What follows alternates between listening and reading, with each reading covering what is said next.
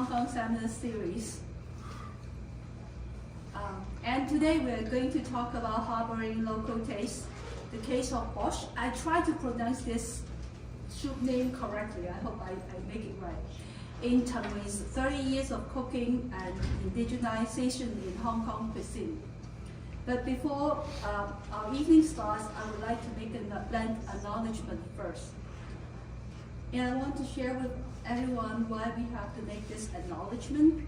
So acknowledging the land is an indigenous protocol used to express gratitude to those who reside here and to honor the indigenous people who have lived and worked on this land historically and presently. It allows us the opportunity to appreciate the unique role and relationship with each of us has with the land, and provides a gentle reminder of the broader perspective that expands our understanding to encompass the long-standing, rich history of the land and our privileged role in residing here. And every time I insist to do this acknowledgement because we never taken for granted that we have this largest Hong Kong studies collection away outside of the city of Hong Kong in Toronto. Here is the U of T land acknowledgement statement reads. I wish to acknowledge this land on which the University of Toronto operates. For thousands of years, it has been the traditional land of the Huron-Wendat, the Seneca, and the Mississaugas of the Credit. Today, this meeting place is still the home to many indigenous people from across Turtle Island, and we are grateful to have the opportunity to work on this land. So we have guests coming in, but allow me a couple of moments to share with you a short story about this library. This is the Richard Charles Lee Canada Hong Kong Library. At this moment, our collection stands at around 80,000 volumes, and it is the largest Hong Kong studies collection outside the city of Hong Kong, and it also hosts a substantial collection on the study of Chinese Canadian. So we are proud to have such a space at this challenging time where we can congregate and discuss matters about Hong Kong and of course interesting things about the culture of Hong Kong. So now allow me to introduce our speaker this evening, Ms. Juni Yeung. Juni is an independent scholar based in Greater Toronto area. I'm so pleased that she is the alumni of the University of Toronto.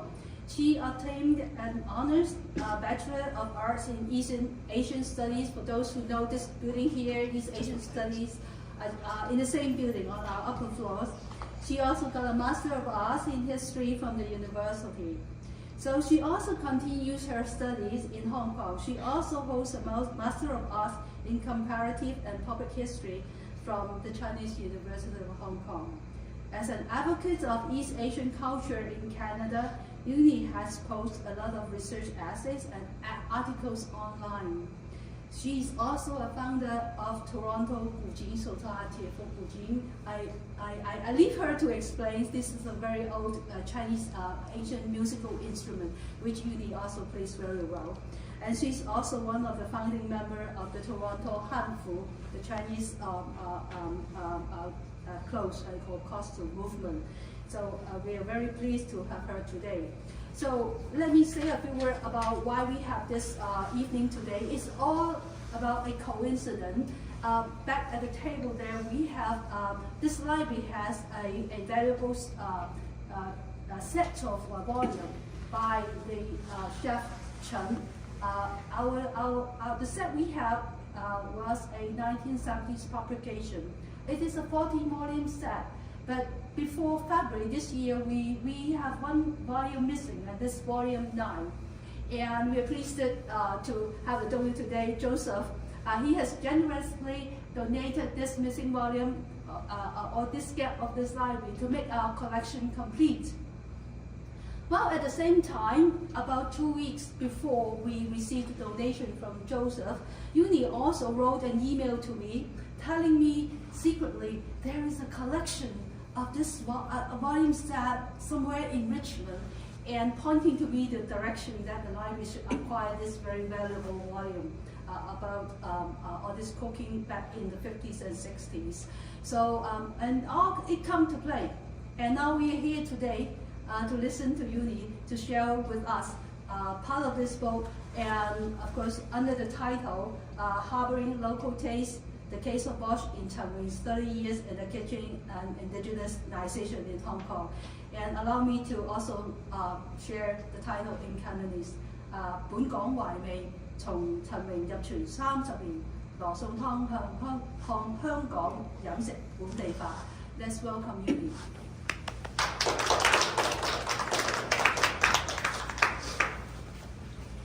Okay. 各位晚上大家好 everyone, good evening. So once again, good evening. My name is Juni Yeung, and tonight we're going to be going on a culinary and intellectual journey together. So what started all this? Why am I even talking about this first of all? But before that, I would like to make an acknowledgement to many different organizations and bodies that made this whole thing happen. First of all, I would like to thank this very library, the U of T Richard Charles Lee, or R.C. Lee, Hong Kong Library, for making this event happen and to provide the venue for us to be gathered here today to go on a very yummy journey together. And in order to make this actually tangible to our tastes, I would like to thank Future Bistro, just to the west of the university, for providing the Ukrainian borscht for us to taste, to provide a baseline for what it came from, the original borscht, you can say. And then finally, 南海餐廳 Blue Ocean Cafe in Markham, to provide a contemporary example of Hong Kong style borscht in order to see the transition of, the transcontinental story of how it transmitted through Russia to Shanghai and then eventually Hong Kong, and how that has changed over the past 50 to 70 years. So thank you to all. Now, 羅宋湯, or Russian soup, originates from the Shanghaiese chef rendition of borscht, and they learned it from white Russian chefs, white Russian being the czarists of Russia before they were ousted out because of the Bolshevik Revolution. Then they were fleeing Russia in the early 20th century. And most of these people are Russian and Ukrainian, so that culinary example went through the Trans-Siberian Railway down to Port Arthur and then down to Shanghai by steamboat. And for there, they stayed around 2 or 3 decades. And they had to leave again in around 1949 when the Chinese Communist Party laid siege to Shanghai, one of the last strongholds of the Republic of China. And they again took their machines, took their gold, and took their chefs, and took the steamboat again. Where to? And there were many options. Some were Japan, some were the Philippines, and many of them chose Hong Kong, a British colony at the time. And with that, in the 1950s, Russian cuisine became the accessible version of Western cuisine.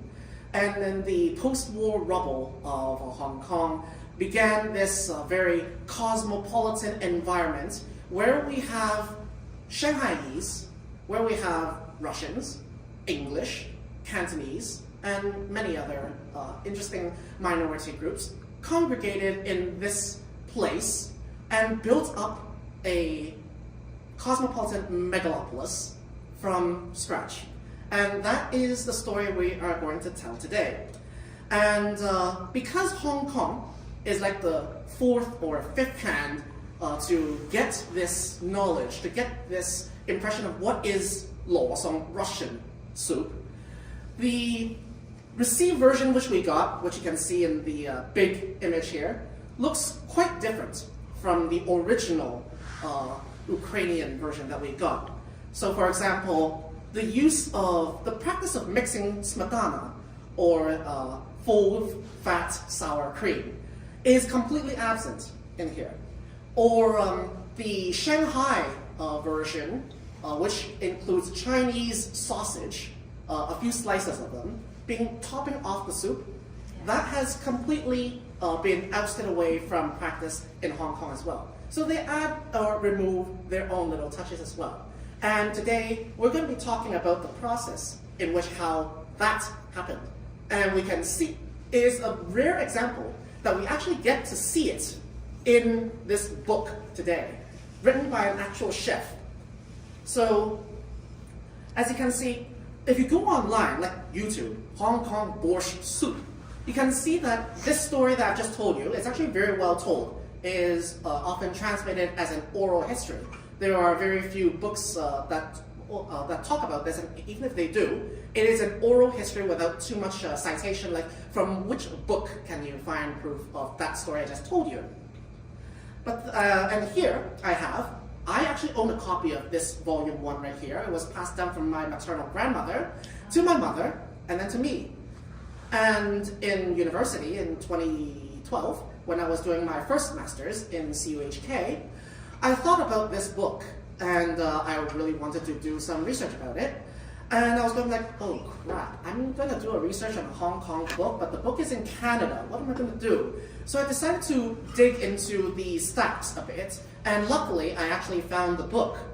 And I found that it's not just volume 1. Apparently, what I had was a fragment of a much larger compendium, which you can see from my quick snapshot here. Put together, it's pretty darn thick.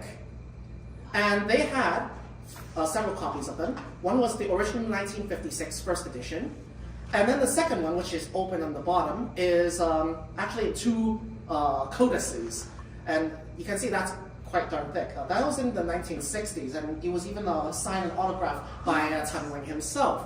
But in any case, I'm not interested in like the original copy or the version copy and the comparison of that. What I'm interested in is the content, what this book preaches. So I started looking into the contents of the book. I mean, it teaches a whole bunch of different stuff. Right off the bat, it intimidates you 15 pages on how to differentiate the grades of shark fin. Well, Canada or Markham banned the use of shark fin in the early 2010s. So good luck trying to replicate that and try to talk with you and get to have a taste of different grades of Indian shark fin to you. But what I found instead was that this Chen Wing's 入廚30年, or 30 years in the kitchen, had an interestingly recurrent amount of entries on this one particular dish, Russian soup. And this is a very household kind of recipe, which was actually promulgated by chefs like Chen Wing in magazines and magazine stubs, as you can see in Family Living, 家庭生活 in the 1950s. And what happened was as these stubs grew and grew, it was compended into these booklets that you see in the back. The first one was published in 1956. And it got continually published, I don't know, every year or half year or so. And people started collecting them in fragments or later on in sets. And each of those volumes contain, usually in this kind of order, a topical theme. For example, volume 1 has the first 15 pages or a third of the volume talking about shark fin and how to cook them and stuff like that. Or in later volumes, Li Hongzhang's banquet table and what kind of dishes they had and how to cook them. That kind of thing. It's a theme in the beginning. And then the second part would come assorted recipes, both banquet and casual dining. And then finally, in later volumes, a collection of letters to the author. So there are 3 major types of stubs you can find inside this book, and each of them are quite worthy of study on its own. But what is interesting with this book, if you mince into the fine details, is that this book in the 1950s to 60s is a witness to Chinese cooking knowledge, or in Hong Kong, based on, of course, Cantonese cuisine, which Hong Kong is carved out from, along with all the different kinds of cuisines that converged into the city because of migration in the 20th century, that being Sichuan or Sichuan, Shanghai or Shanghai, and Shandong, just north of Shanghai, and more inspirations from abroad, anywhere from like Indian to Gurkhas to Jewish to all kinds of Western cuisines. And as I said, this set of books are a bunch of loose volumes, which later compound to whole sets, and it's not as rare as you think. At one point in time, it was a household item that any household would have, usually a first volume, for any housewife, or to chefs or cooks aspiring heading overseas. Because in the 1950s, Hong Kong was not much seen as a place to settle down after you finished fleeing from Shanghai. Because it was a British colony and it was an international hub, that means you get to settle down there for a year or maybe half before you can gather up your forces before you start shipping out elsewhere, like the Americas or to Southeast Asia or Australia and New Zealand, and so on. So in the 50s, the impression of what is a Hong Kong as a place is very much different from Hong Kong as we understand it today as a place, a home to be. And that's the second topic I'll be talking about today. So this work, as I said, is a work that was published first in 1956, and it kept on going until presumably the 60s and perhaps early 70s. And as I was saying, before 1967, or before the height of the Cultural Revolution in China, and therefore a series of Cultural Revolution-inspired protests in Hong Kong against the English colonial government, sorry, British colonial government, Hong Kong was seen as a transitory place. It's seen as I said, a layover before getting to the West. And it's a springboard also seen by, for example, ROC armies or whatnot. It's seen as a place of temporary rest for attacking and invading back into China, to recover China. There were many imaginations as to what Hong Kong is at the time. But in any case, what happened because of all these visions was that these people, left and right, Chinese or otherwise, formed a bridgehead between the Chinese and the rest of the world, the West, free world, the first world, to use Cold War terminology, and formed a very close diaspora from the mainland Chinese themselves. And after 1967, with all the bombs and dousing people on fire and protests and so on, the British Hong Kong government started to move the direction of governance in this city in a very different direction. In the past, it was seen as an entrepot to get the materials out from China, tea, opium, and get rich there. They didn't really care much about the social development there. But after World War II, the British government started paying attention of that place as a place to build homes. And after 1967, with all the protests from the leftists, the British government started massive campaigns for public accountability, sports and recreation, the first thing of which is Sir David Trench's Festival of Hong Kong. And Festival of Hong Kong is basically a bunch of dances, like social dances, public movie and stage festivals and other things. Basically an arts festival.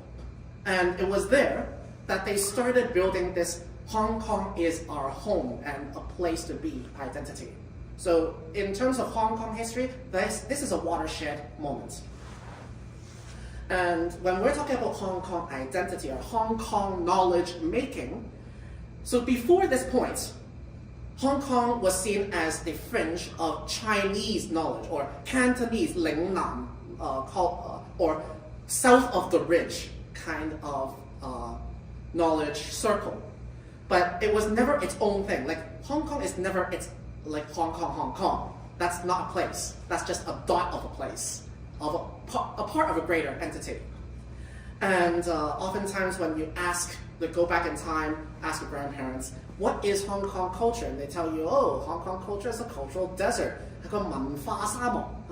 Because Hong Kong is a place where the East and West converge, but it doesn't have an identity of its own. If you ask, like, what is uniquely Hong Kong knowledge, they'll tell you nothing, because it is just a quick torrent and clash of two very strong kinds of identity. And if you have to say what is the uniqueness of this port city, it's that. It is the convergence of two great forces of civilization, and it has no voice or place of its own.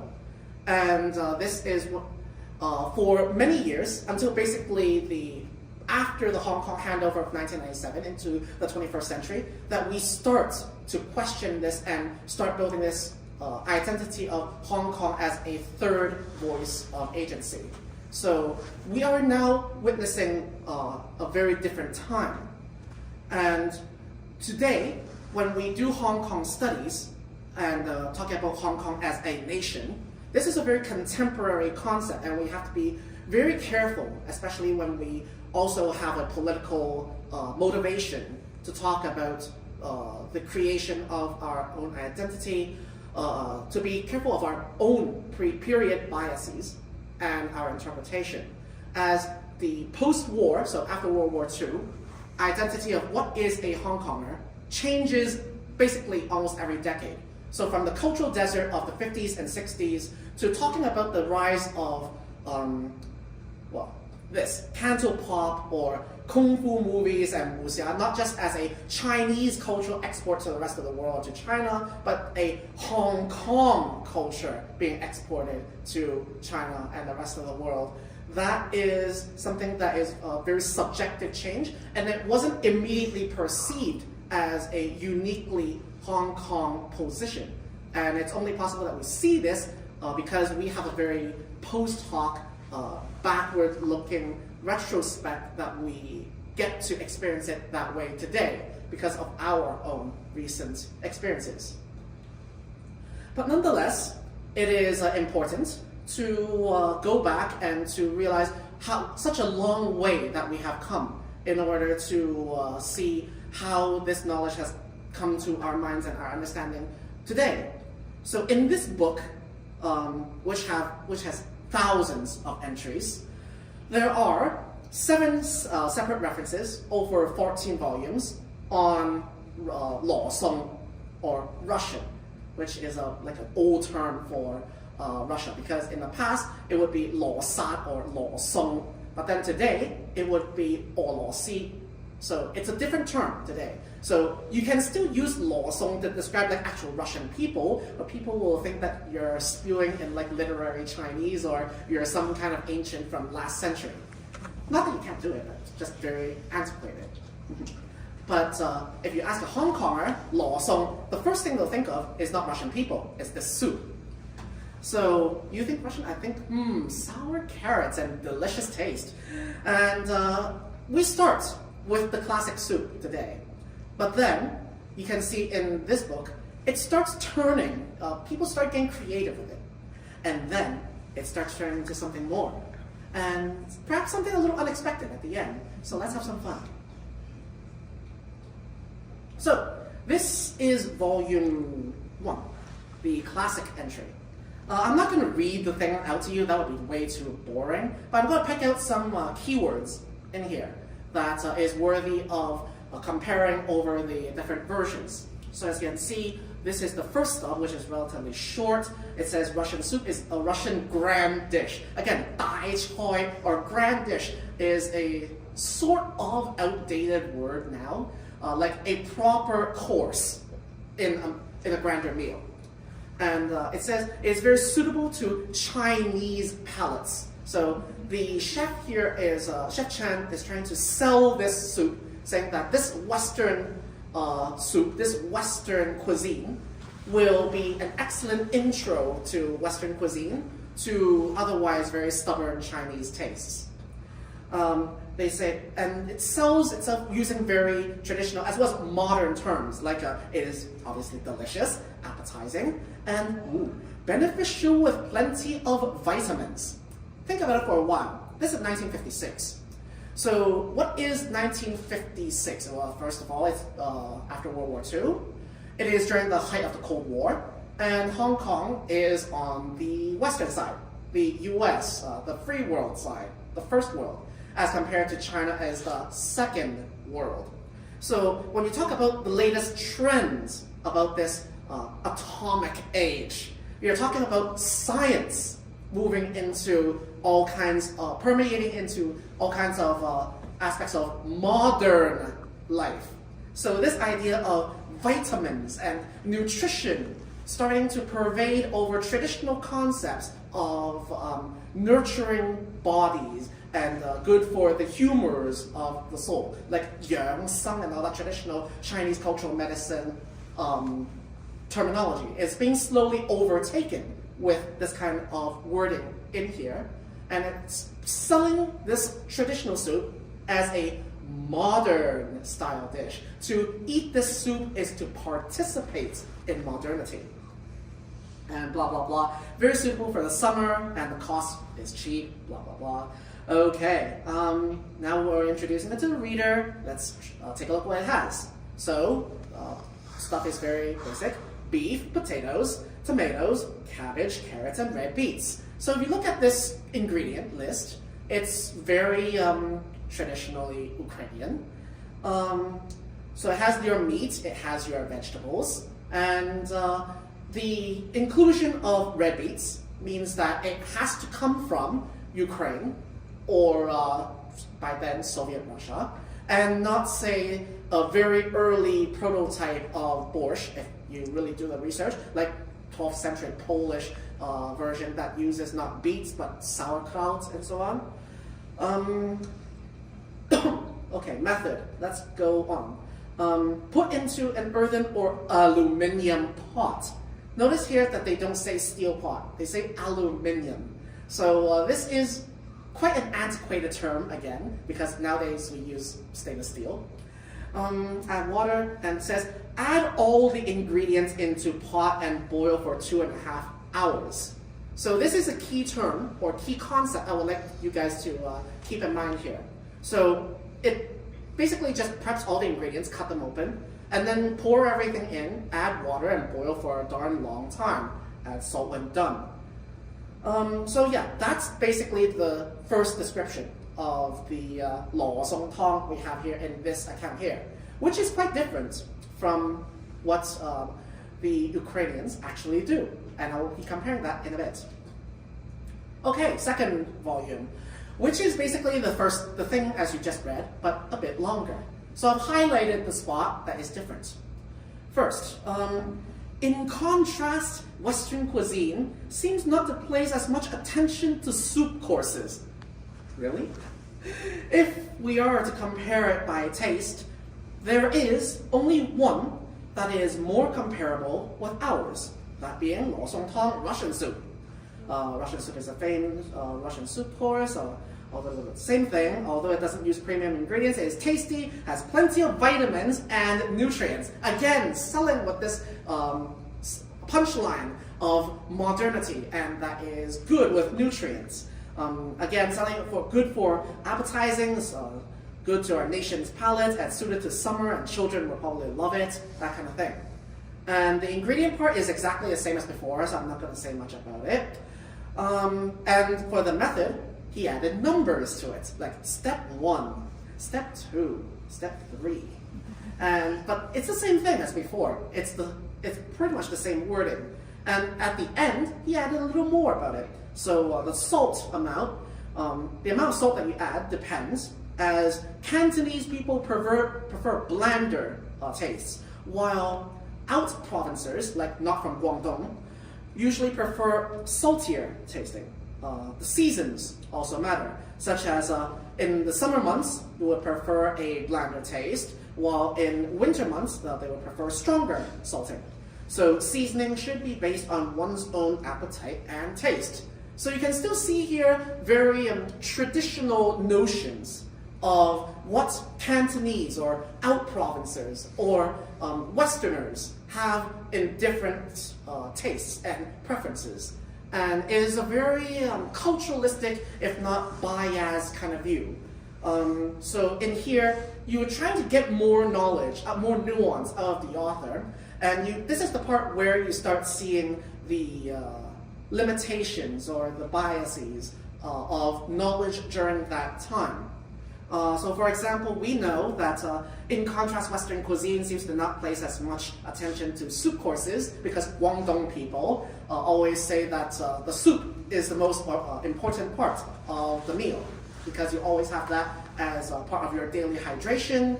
That's why they boil a lot of stocks.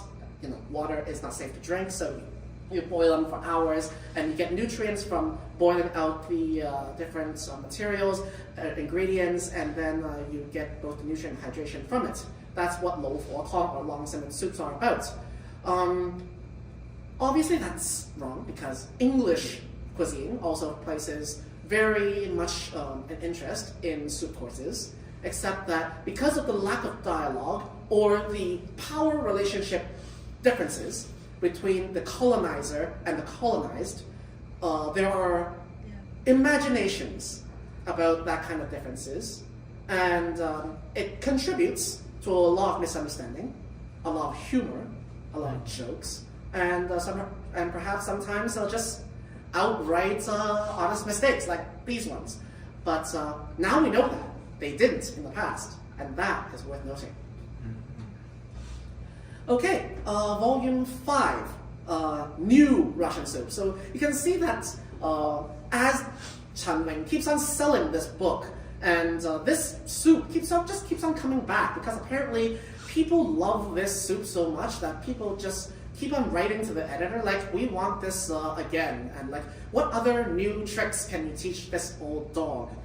And well, let's see what he writes again. This new Russian soup is somewhat different from previous Russian soups, in that the taste is comparatively sweeter, so it's a different recipe now, and it has different ingredient usage. And the thing that remains is that the price, the cost. And the method is simple, advantageous to family cooking or home cooking. It is a good soup as a simple homely meal. So now it's selling on the fact that it is not a grandiose or exotic kind of foreign dish. Now it is seen as a approachable, friendly kind of home cooking that comes into soup. So this is a brand new approach, probably because as time goes on and people start going like, this is probably easier than I thought. So they start going like, in what ways can we make this recipe more accessible to the masses in the late 50s to early 60s? This is a time when you look at old Hong Kong photographs, and you'll still see that children would walk the market streets bare-bottomed and so forth. So the people were not exactly in the best of conditions. And after the Shekip May fire of, 57, 58? A lot. I think 6. 6. Shekip May. Thank you. 56. 56. Great. So in the second half of the 1950s, we're starting to see like public tenements go up. And this is a place we're talking about like 5 or 6 households share a small flat and would be sharing, basically bunking up together, and like 8 different families would be sharing one kitchen. So you'd be very limited on time and the amount of stovetops that you would have. And you want something that's simple and easily manageable. And this soup is the answer. So let's take a look at what's different. 2 carrots, 2 potatoes, 2 tomatoes. You see, there's no beets in here. They changed it to tomatoes, which is a lot more accessible because China is starting to cultivate tomatoes, and that stuff is being exported to Hong Kong. Next thing, konpoi, or gonpoi. It's transliteration of gonpoi, which is dried scallop. Very tasty thing, very chewy unless you soak it for days. And just add a little bit, 1 tail, so basically like 1 dried scallop. Add that thing for like great stock flavor. Lean pork. Okay, technically modern day Eastern Europe borscht can be made using the stock of beef, pork, or even lamb.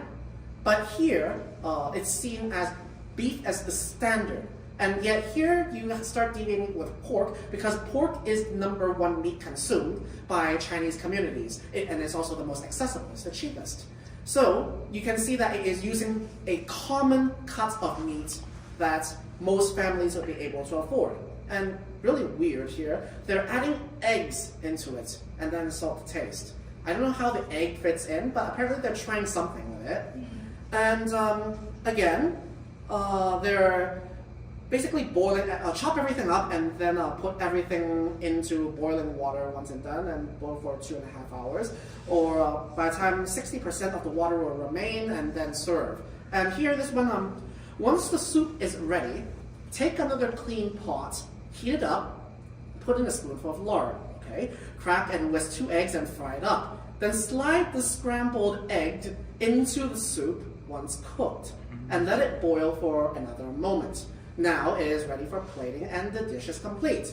So, sliding some scrambled eggs into soup is once again a very Lingnan or Jiangnan, like Shanghai area, kind of technique. Because if you like, anyone's like fried something like fish or eggs, and like really fry it up, really hot with some oil, and then you add water into it, the water turns white and turns into a clear broth. And if you salt it properly, it tastes darn good as well. So they're using Chinese soup techniques and to enhance the flavor of this new creation.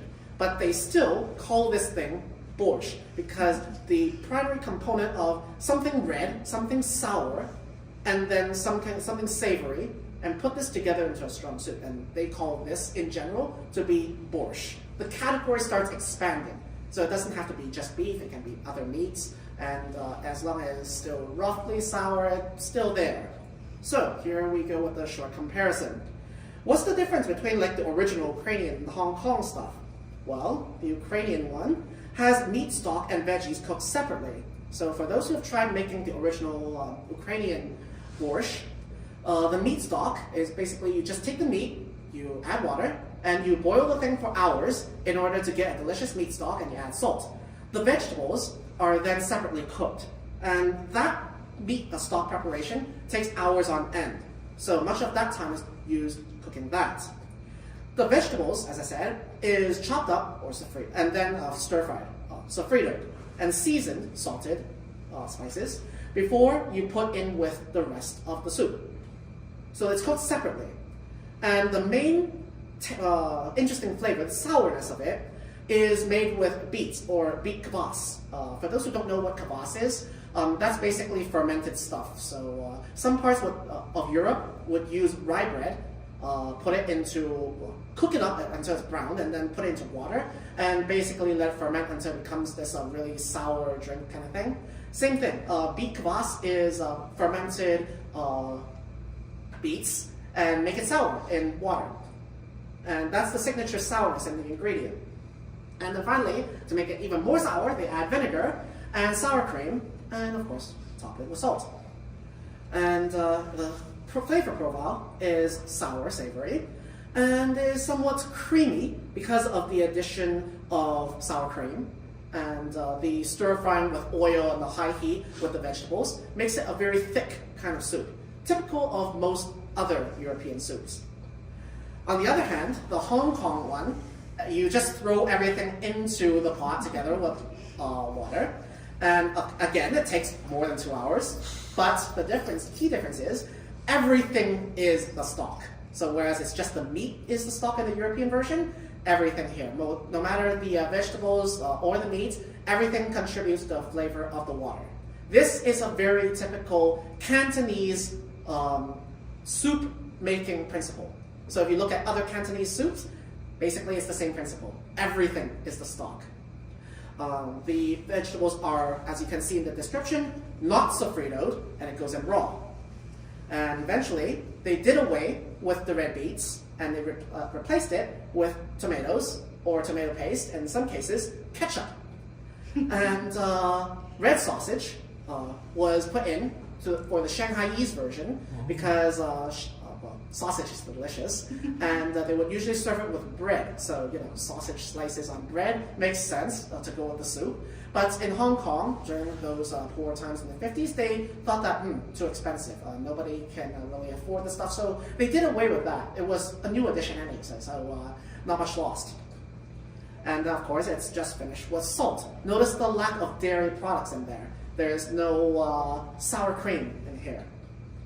Again, the flavor is still largely the same. It's sour savory, but it has the notes of a Cantonese soup in that the water, the clean stock texture. It is not a cloudy, creamy, thick kind of soup, but rather it is clean stock-like, watery-like kind of soup with clear distinction between the liquid and the solid ingredients. And that is a typical texture profile with the Cantonese soup. So at this point, I would like to leave this slide up here, and let's go for a taste test, because I want you guys to actually experience this kind of difference right here. So in the back, we have samples of the original Ukrainian soup, and I would like everyone to try it with the smetana, the sour cream, along with some bread.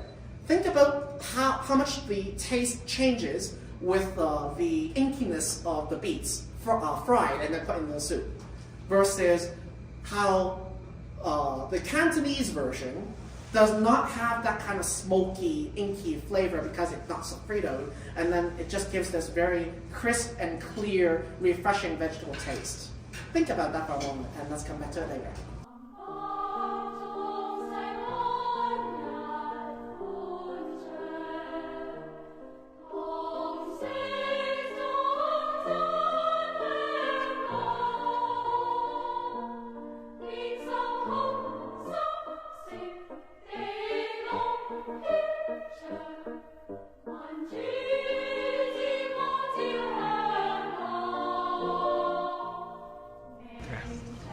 And around 15 minutes later, welcome back. I hope that everyone has liked their soup. So I would like to actually flip the camera around for around 2 minutes or so, and sort of like have a quick go around. What did you think? Now that you've seen this slide and you've tasted the difference, of course what I said here is largely true, but to you, what kind of experiences, what kind of noteworthy stuff can you find from tasting between the two? The process of adding the sour cream to it is a very different cultural experience, or that drinking this Cantonese-styled Western soup is sort of an unfamiliar sight to your taste buds. What kind of stuff can you experience, or can you say? Let's have a quick go around. Whoop. Anyone? Yes. Well, for me, the borscht has always been beet, Mm-hmm. with beets, with the sour cream on top. The other, I would think of it as a borscht, except that you call it that because they taste so totally different. Right. To me. Mm-hmm. See, at the first, because you're so familiar with a certain archetype of what makes a borscht, that when you are encountering another different version, a significantly different version at that, you would think like, oh, this is more like a minestrone rather than a borscht. But somehow the other side of the world calls it a borscht. But we have to recognize how it became more of a minestrone than a borscht, and that there was this process to it. And we are forced to widen our perspective, widen our eyesights to it. Anything else? Hey. The borscht, the Hongkong one, reminds me of my childhood. Right. You see, because you came from a Chinese Hong Kong ancestry, whereas you have a what background? Well, Mine? British, but I married my husband, or ex-husband. Mm-hmm. He's Jewish, so Right. it was the Jewish way of making borscht. Yes. So, sorry, English and Jewish, is that right? Yeah, Welsh. Right, Welsh. Okay, great. Mm-hmm. So you're familiar with the Western profile of like the aperitif soups. English soups, for example, is basically pureed vegetables in a sort of thickened kind of state, and you call that a soup. Because in Western cooking, just watery, clear type of stuff is not called a soup. That is a broth. But to the Cantonese, a tong is, well, it's not differentiated between ting tong, clear soup, versus zhok tong, which is thickened or muddied soup. So to us, it's just tong, it's just soup. That's why when you see translations into Cantonese, they say Cantonese soups, when really it should be Cantonese broths. In the winter, through the winter, I make a lot of soup. So conceptually, you can see that Cantonese touch going into that Hong Kong version from the outset, from the get-go, in the first step. Anything else? Well, I'm going to make a comment of Chen Wing's, I think he short changes. Because I believe the later version, he take away cabbage. There's no way you can take away cabbage. I'll go one step beyond you. He did not eat, he forgot the cabbage even in the first recipe he put in. None of the versions that he did had cabbage in it. Oh yeah. Wait, maybe the later one will. Let's take a look later. Yeah. Then the other thing is, I think I tried to cook, borscht myself, and then I find out without soup bone, there's no way you can have the flavor, the taste come out. Sorry, a soup what? Soup bones. Bone. You have to have bones. Oh, yes. Yeah, I mean, there's bone no broth. way you just put a few ounces of meat and it will give you that kind of taste. No, I don't believe it. Great. That is another thing we will be talking about. So let's get back to the presentation.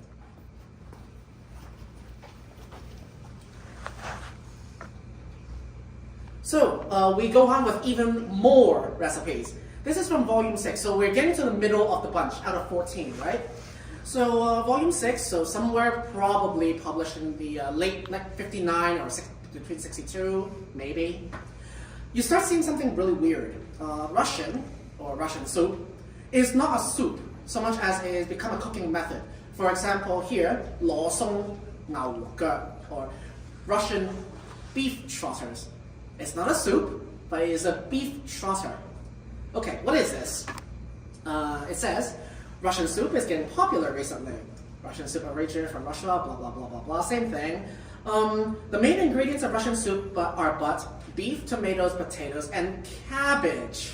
There we go, cabbage. Hence, it is inexpensive, simple to make, blah, blah, same thing. This article introduces Russian beef trotters, which is similar in preparation, but the only difference is using the trotters rather than the beef. In my opinion, beef trotters are more economical and taste even better than the meat. And at the very least, it has the bonus of being smooth. This vegetable soup is suitable for family cooking. There's a soup chock full of nutrients, same pitch, and it's perfect for the season. Okay? Ingredients: 2 beef trotters, carrots, potatoes, tomatoes, cabbage with 10 tails, like proper balance of all the ingredients. Again, it has its own share. Ginger. What the heck has ginger got in this place? But, oh well. Okay, next thing. 白酒. I'm sorry, what? 白酒. Chinese hard liquor. And it says 1 spoon. And then chen pi, which is dried tangerine peel, aged tangerine peel, and half a fruit of its stuff. Okay, let's see what it's doing. First of all, burn away any hairs on the beef trotter on the open flame. Okay, so we'll talk about meat preparation. Because this is not a hunk of meat, this is trotters, the feet of the animal. So with like this bony kind of part and lots of skin, naturally you have to burn away all the hairs and to treat the cartilage and stuff like that. Okay, blah, blah, blah. And then chop up the ingredients. Peel and wash 4 tails of ginger, chop into sections. Take half of a chen pi and soak in cold water for a moment. Then wash away a part of the pith.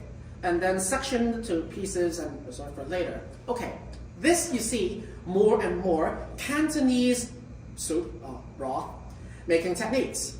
The pith of the chen pi, the white part, the bitter stuff in the middle, is the most medicinal part of the chen pi. But at the same time, it is very bitter. So during the period, the pith is usually scraped away for cooking purposes because you don't want the whole thing to taste bitter.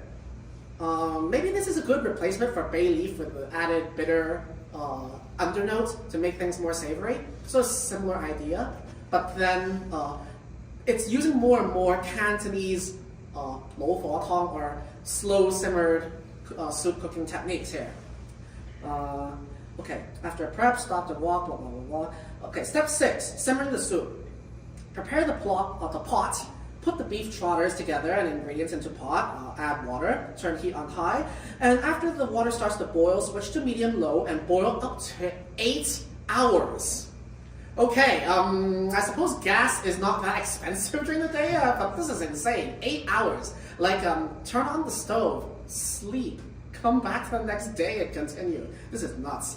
But since beef trotters do not turn soft easily, more time is needed for it to become soft enough to eat. Add salt to taste. Done. Okay, so you can see that this trotter is a very cheap cut of meat because it's just bone and cartilage.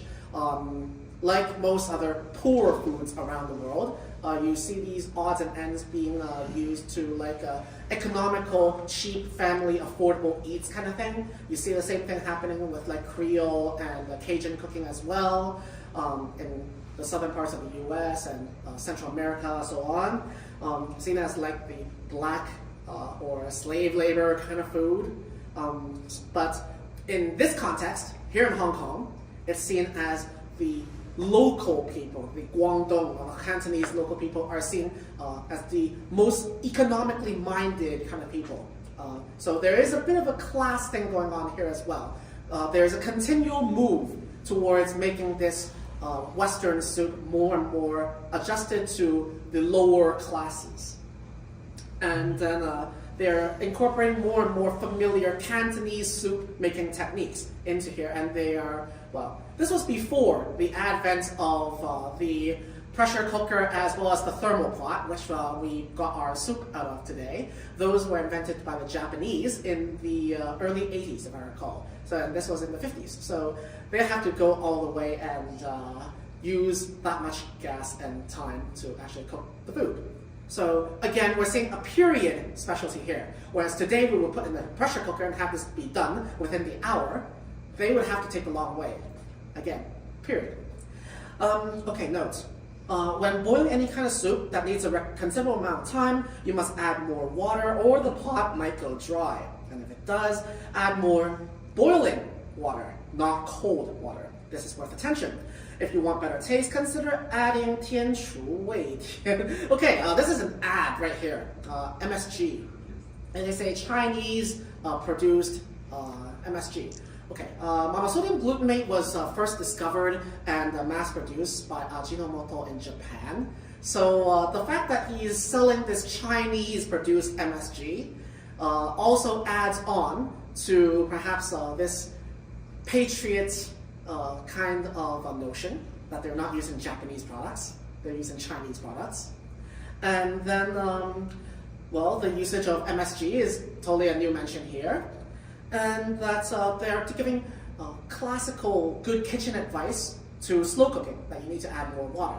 Whereas this might be something we will forego thanks to the advent of technology. So another thing to know about period cooking. Okay, similar thing, second thing, also in the same volume, Russian cooking method. This is Russian pig trotters. Okay, same thing. Previously, here's another one, but this borscht pig's trotter soup might be even tastier than the previous two. Okay, he's outselling himself one after the other. He's beating down himself yesterday with him today. Although most ingredients are the same, what's different is the use of pig trotters rather than beef or cow's trotters. So its preparation is a little different, and so is its timing. This is why I say that cooking is a skill of myriad variations, but one must have experience. Okay, now he's bragging. Chen Wing is now bragging about the fact that, okay, because I'm a professional chef, I know the difference between how to treat beef and pork separately in two different ways. And that even if you have similar ingredients, the way how you treat them is completely different because there are two different ingredients. Now he's selling off the kitchen technique as the point of difference. He's one, selling the fact that he has a cooking school and you need to go to a school to learn these kind of intricate differences for the mastery of culinary arts. And second, he is also starting this trend where we're not just doing this grabism, to quote Lu Xun, this just importing some foreign recipe wholesale. Now he's thinking with a local mind, for local audiences to make technical changes within the recipe. So this is the next step in the indigenization process. Have we just changed the ingredients, kept the method, might have failed? Yeah. So do ponder on some research on this. Again, if you look at the ingredients, it's the same thing. Ginger, baijiu, and chenpi, okay? The method on the earlier parts is basically the same, but changed the beef trotters to pig trotters. Really, it's the same wording. Cut 12 tails of tomatoes into quarters, no need to skin, cut cabbage, blah, blah, blah. Wash away part of the pith, same thing. And then after that, last bit, simmering the soup. Prepare a clay pot. Aluminum pot is fine too, but clay is best. The Chinese preference instead of the modern metal Western fancy stuff. Put the pig trotters and other ingredients into a pot, add the suitable amount of water. Doesn't say what suitable is, you decide. Okay, turn heat on high. After the water starts to boil, switch to medium-low by boiling about 3 hours. The pig trotters should be softened up just right. Add salt according to one's own taste and the dish is complete. So in other words, the chef has managed to sell like another 2 pages of his book by basically copy pastaing the exact same recipe, except changing a few small details that if you haven't paid attention to, you wouldn't notice the difference. You can start to see that Chen Wing is starting to put like filler content in his book, but it still proves an important point that in this trial and error phase, Chen Wing is writing into black and white, into history, that there are chefs in Hong Kong during the economic takeoff in this era, that there are restaurants and people taking this foreign dish and then turning it into a concept. It is not just a soup, but a technique. You are borshing something rather than taking a borscht. This is interesting because he is using the soup not as a final product, but to use it as a technique to cook something else. Beef trotters, pig trotters, and so on. It is becoming a stewing agent. It becomes a tool in the Cantonese cook's repertoire. So this is the biggest takeaway point when you analyze something like this. And then we come to pretty much, the last thing of the entire series. This is the last entry closely related to borscht in the entire 14-volume compendium, which I argue is a full indigenization. The circle is now complete. You can see that the title doesn't even have the word 羅宋 or borscht in it anymore. It just says 番茄豬骨湯, tomato spare rib soup. It doesn't even bother with the exotic label of borscht anymore. It just goes like, here's like a local soup. Deal with it. Okay, so tomatoes, potatoes, carrots, cabbage, eggs, pork ribs. So we're seeing a reprise of everything that we've seen before, but it's presented in a different way. I'll go back a bit. Let's see. Tomato spare rib soup is a household soup. Although not particularly exquisite, it's simple to make, refreshing taste, ingredients don't particularly cost much money. Same thing with the previous stuff. But you see, tomato spare rib soup is a household soup. By saying this, he is completely dealing away with the Russian import stuff. He's saying that this soup is local. This soup is indigenous. It is Cantonese. It is, Guangdong is perhaps arguably Hong Kong. And he doesn't try to dress it up as anything unique and that is totally pedestrian to the normal common households of Hong Kong in the early 60s. And let's see, method, blah, blah, blah. It's basically the same thing. Prepare, slice, dice, reserve. Take 5 tails of pork spare ribs, chop, wash, put in colander, remove extra water. Okay, once done.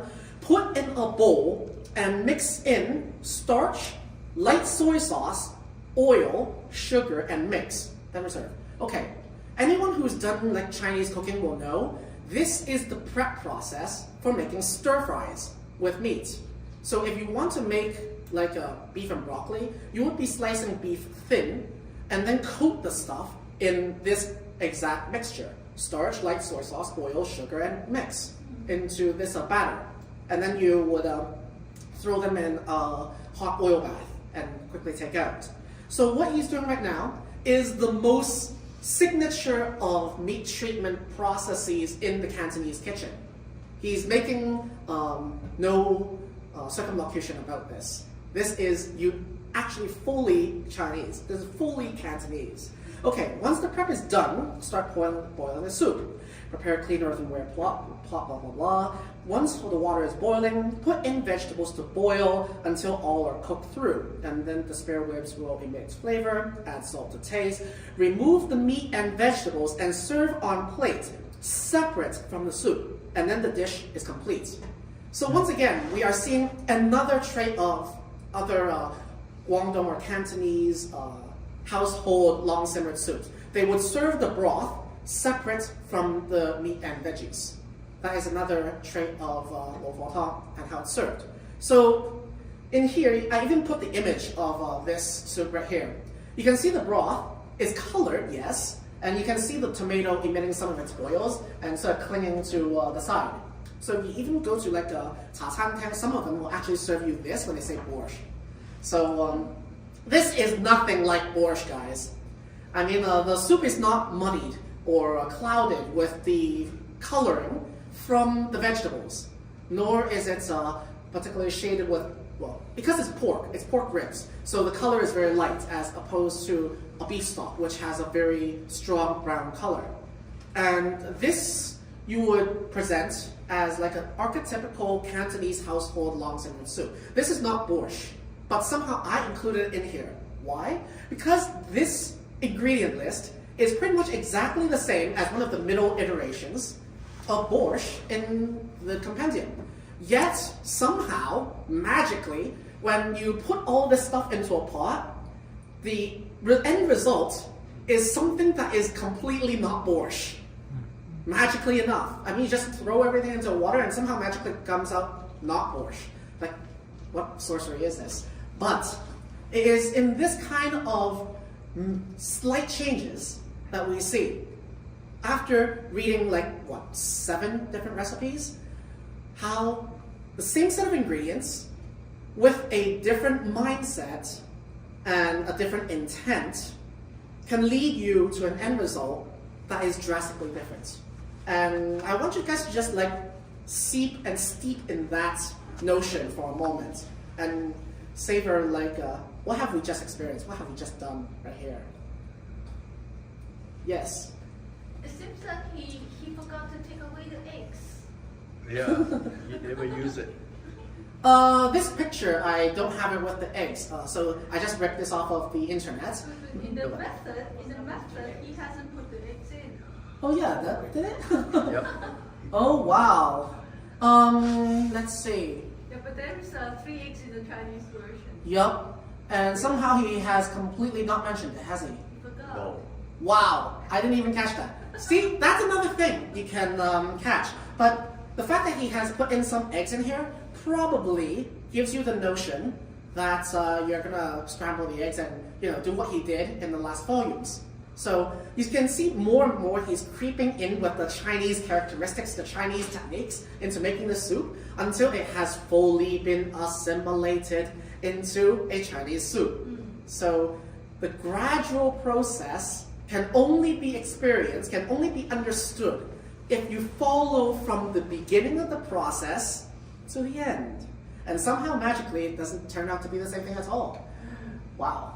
So we have talked with this book, that's happening in the kitchen for 30 years, a fraction of the greater story. So we got the Hong Kong leg of the grander journey.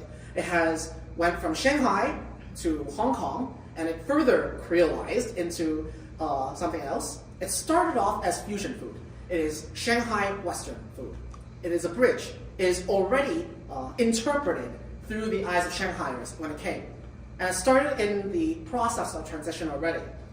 And then, in the decade or so of continued experimentation, it did away with the Russian label, the Lawson label, and then it became something local, something typical, just 番茄排骨, just tomatoes and spare ribs.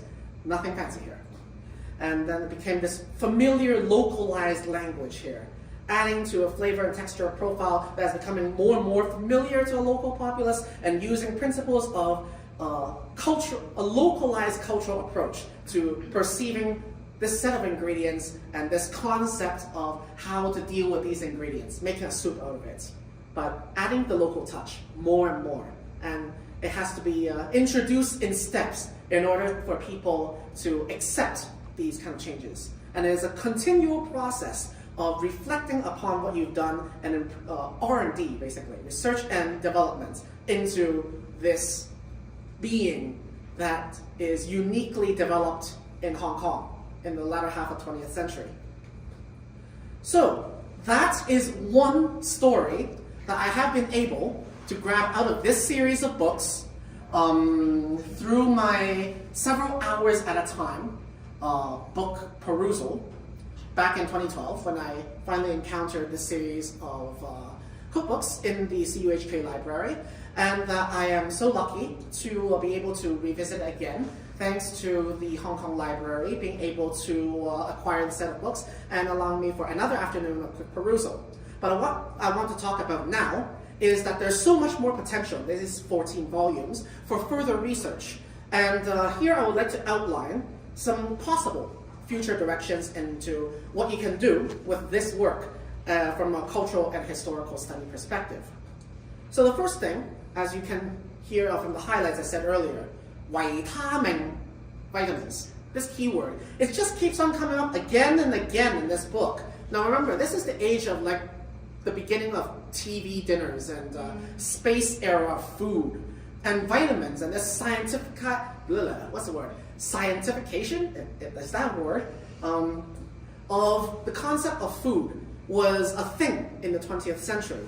And you can see that by using this concept into his cookbook, Chen Wing is participating or trying to participate in a global dialogue or conversation about the project of modernity into whatever trade he's doing. In that case, he's a chef, so he talks about food.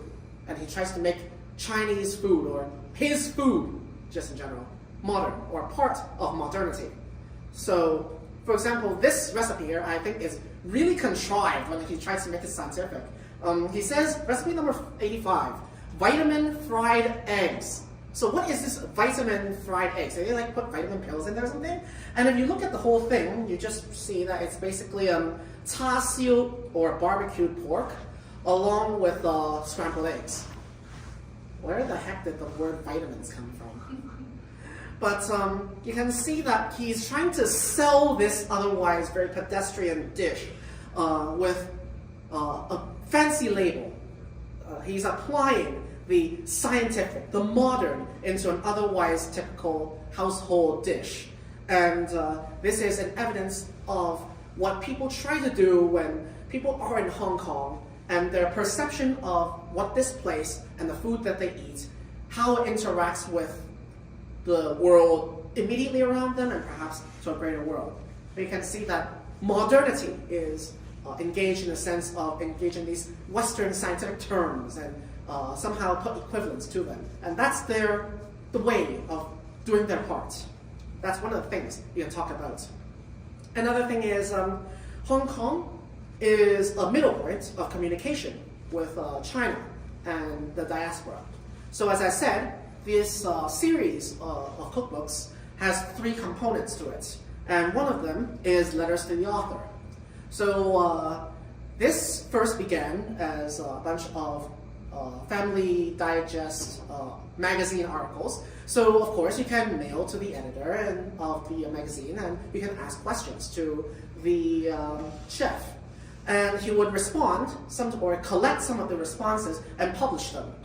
And over the 14 volumes, you can see in the earlier volumes, they come from places like in modern day Malaysia, Indonesia, or like Australia, Oceania, and sometimes in weird places like Malawi or something like that, or South America. And they're usually like your typical chop suey chefs who were presumably trained up by Tan Wing. And like what people do before they went overseas is that they would stay in Hong Kong for about a year or so, take Tan Wing's courses in chef school, whether they did well or not. Then they'll get a copy of his book, and then travel overseas and act as a chop suey chef in your old chop suey restaurant houses and whatnot. This is where your Chinese food comes from, guys. They came from Hong Kong. And well, before it was really considered like Hong Kong. It was just like a part of Chinese cooking, and you get that knowledge there. But that Hong Kong acted as a way of that immigration middle interchange station, and Tan Wing is a little part of that, and that value-added process story of immigration. And this book and the letters to the editor stand as testament to that. But you can see from this example I'll put here, it says 美國亞利桑那省, so Arizona, US, and the reader, Mrs. Lee, came calling in. So this is from a later volume, the last one if I recall. And it's asking basically what's the conversion rate between the Chinese taels from US ounces and pounds and so on.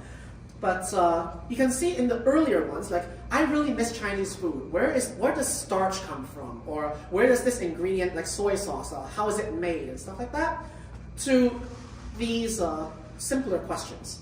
So the nature of immigration and what people work in as to what kind of attitude people place towards cooking, Chinese cooking, from a tool of the trade for their living overseas into a hobby, an interest, a part of improving the quality of their lives in their immigrant lifestyle. You can see the purpose of cooking, Chinese cooking, changing from the 50s to 70s because the class of people who went overseas changed in that era. Some people made it rich and then left Hong Kong in the early 70s, remember. So you can see that the mindset of what is Chinese culture, including things like culinary culture, have in these different generations, in the minds of these different generations. So this is another great case study in which how this record of around a decade or so witnessed a generational change within such a compact period of time, how the mindsets of people change over time. Next. And finally, this is probably the hardest one to talk about. Some of the letters included from readers inside Hong Kong. And they included this word, 本港, this harbor. Usually to Hong Kongers, you would hear this term, 本港, back in the days of the colonial period, from weather reports or newscasts. Because when you say like this government or this city believes blah, blah, blah, they would not use like this city or this country because Hong Kong is not a country. So what do they call this place instead? And if you do a quick Google search with this term, 本港, you won't find it anywhere else, but Hong Kong uses this term because Hong Kong, you know, Fragrant Harbor. So we say this harbor not only says it's this city, but this Hong Kong city by putting part of the name into there. And Tan Wing actually includes some usages of the word in his compendium. So what I wanted to highlight is that Hong Kong, or the local, was first not even a concept. So when he started with this book, you see that a lot of his stories came from his hometown of Shiqiao or Xiqiu, which is a town in, what was it, Shanghai, Punyu. And also a lot of his stories talk about notable figures in the 19th century from Guangzhou, which was seen as the pinnacle or the capital, the cultural making place of the Lingnan region from south of the ridge.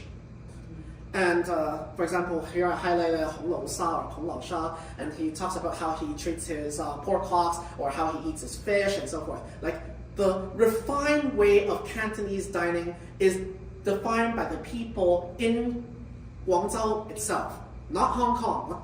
Where does Hong Kong come into this place? And or like this kanji is served upon a certain restaurants within the bays of Guangzhou and so forth. So the locus of Lingnam culture, which Hong Kong is a part of, was from the capital city of the province. But as the divergence of Hong Kong and its fate from the rest of mainland China continued to space apart, because the longer the British rule, the less it's like the rest of China. Plus the fact that after the war, after Second World War, Hong Kong and its populace has become so diverse with South Asians and various regions of Hong Kong Chinese immigrants, and they all somehow have to come together, but their practices and food habits are all very different, means that the fate of this city and its populace and its knowledge base is already very different from that of just north of the Shenzhen River. So we're slowly seeing that in later volumes they talk about the comparison between the East and West, or the Chinese, the Central with the West, starts taking place as a comparison not between China and the West, but Hong Kong and the West. And you see that very small but important step in the first exodus towards this Hong Kong identity, which, of course, in many other different subjects over the next decades, intellectuals will slowly kind of pace it out and talk about, hey, is Hong Kong actually different from the rest of China? Is the Hong Kong identity, the Hong Kong experience different? But talk about, before we get to the level of like nationhood and stuff like that, you have these minute micro steps that are being taken in places like Hong Kong is where foods are fusion and put together into a muriel of the East and West. It's these kind of small steps that first make the place happen.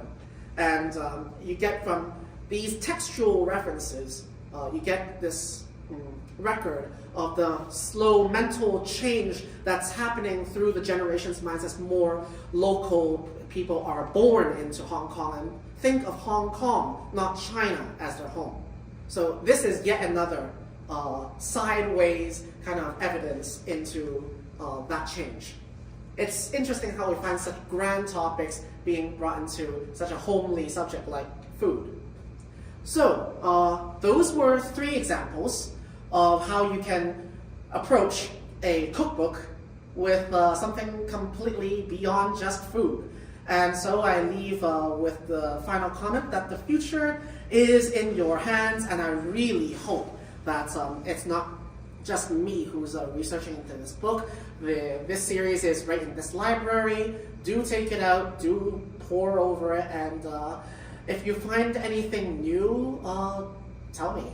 So yes, this concludes the presentation, and I now like to open the floor for comments and questions. Now to you guys.